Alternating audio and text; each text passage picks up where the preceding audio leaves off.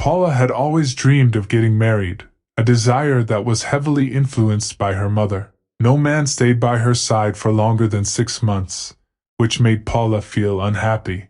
Her mother taught her that the key to a successful life was a successful marriage. From a young age, she had heard her mother's constant reminders about the importance of marriage. She believed that if she took good care of her husband, she would live a happy life. Absorbing these instructions like a sponge, Paula was filled with joy when Greg proposed to her at the age of 19. For Paula, it felt like the pinnacle of happiness had been reached. Greg, slightly older at 24, had first met Paula in a park where she was sitting, sobbing and trying to wipe the paint off her jeans. Their love blossomed quickly, and when they announced their engagement, no one was surprised. The wedding plans were put into motion. Soon, Paula gave birth to 2 children and settled into her domestic life. She strived to be the perfect wife, going above and beyond despite her exhaustion. Greg was constantly pleased with her efforts. At her mother's insistence, a delicious hot dinner was always prepared at home for her lover. As soon as he arrived, the children went to bed and kissed their father on the cheek before the couple left to enjoy each other's company. The man proudly showed off his better half to his friends and colleagues, who were genuinely jealous of him. However, behind closed doors, instead of love and warmth, his beloved often showered him with reproaches and lectures. When their son turned 5 and their daughter turned 3, Paula had the opportunity to go to work. However, this required additional qualifications. She previously graduated from the Faculty of Economics and worked for 6 months at the firm before going on maternity leave. After 5 years of endless childcare, Paula desperately wanted to go out into the world again. Although she never admitted it to anyone, she was tired of her family life, tired of doing housekeeper duties, wiping her snot, and pretending to be happy when Greg came home. Secretly, she followed the lives of her old school and university friends, who fully enjoyed their youth, parties, and socializing. Paula's interactions were limited to other moms on the playground. Despite this, she secretly decided to take courses and continue working, even hiding it from her husband. It was at the training center that she met Leo.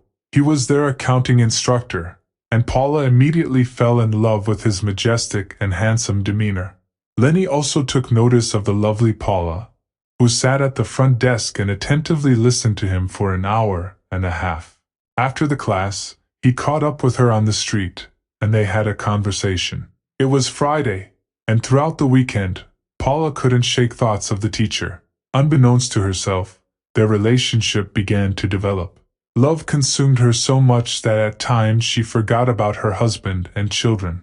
With the arrival of her new love, she neglected cooking dinner for the first time in their years of marriage. When Greg returned home to find nothing on the table but an empty candy dish, he was greatly surprised. His wife, who had actually spent the entire day with her lover on social media, claimed to have a terrible headache. That was the first excuse. 3 weeks later, when their son fell ill, Paula had to confess to her husband about attending the training. He was surprised, grumbled, but eventually accepted his spouse's decision and asked his mother to help with the grandchildren. While the mother-in-law looked after the children, Paula immersed herself in the arms of Leo. Greg began to grow concerned about his wife's sudden change in behavior. She repeatedly failed to cook dinner, started oversleeping, and consequently couldn't manage getting her husband ready for work, let alone fulfilling marital duties. Greg couldn't remember the last time he had intimate contact with his wife. He became angry, filled with silent resentment, and could not find a sense of happiness. For the first time in their time together, Paula and Greg started to argue. "I forbid you to go to work," he shouted in the midst of a heated argument. "I am not your possession," his wife retorted in response. There had never been such a commotion in their house before. Leo and Paula have always been critical of their friends who quarreled with each other, believing that there should be no such disagreements between spouses. Their relationship was disgustingly perfect. However, as their training came to an end, they realized that it would become increasingly difficult for them to spend time together. Paula started talking about leaving her husband and being with Leo, but his lack of enthusiasm made her back down. She realized that she couldn't rely on anything. After all, they were just lovers, and she knew very little about him. He might even have his own family. She didn't want to go back to her unloved husband, but she couldn't leave with Leo either. She needed help with the children. She couldn't raise them alone. She discovered her unplanned pregnancy too late, right before she went to work. The gynecologist congratulated her on this news, leaving her stunned, and she fainted right in her chair. After regaining consciousness, she sobbed for several hours in the hallway of the clinic, realizing that abortion was not an option. She was terrified, especially because she was almost certain that the child had nothing to do with her husband. For the rest of the week, she agonized at the thought of confessing her situation to both men.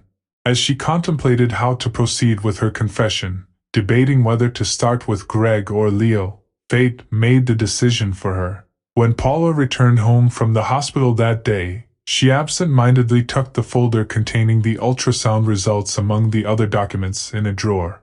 Greg had never thought to search through the drawer on his own before, usually relying on his wife's help.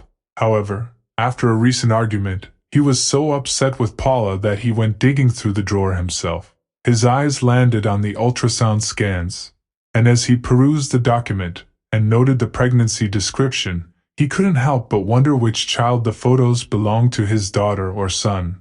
When he saw the date on the study, he was left speechless. Walking over to his wife, he handed her the sheet and demanded an explanation. Tears welled up in Paula's eyes as she whispered, I'm pregnant." Greg's initial reaction was one of joy, as he embraced his wife with affectionate words. However, Paula continued to cry, and suddenly, amidst her sobs, she blurted out, "It's not yours. I don't love you." Shocked and hurt, Greg's emotions flared, but he managed to control himself, resorting only to harsh words.